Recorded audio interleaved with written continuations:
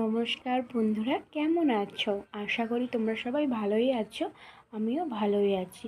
তো প্রথমেই তোমাদের কাছ থেকে ক্ষমা চাইছি, কালকের কোনো কিছু আপডেট দেওয়া হয়নি। কারণ হচ্ছে আমার শরীরটাও ভালো ছিল না, আর মাম্মাম খুব ডিস্টার্ব করছিল, মানে খুব বিরক্ত করছিল কালকে।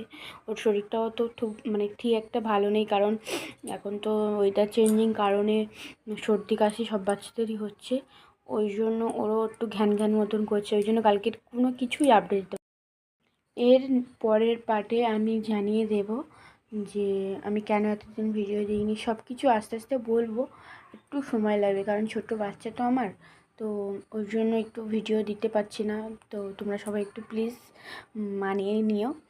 তো এর পরের পার্টে, মানে এর পরে যখন ভিডিও দেবো সেই ভিডিওগুলোতে আমি জানিয়ে দেব, চেষ্টা করব। তাও বলে দিলাম, এখন শিওর বলতে পারছি না। তো যাই হোক, তো দেখা হচ্ছে নেক্সট ভিডিওতে। টাটা।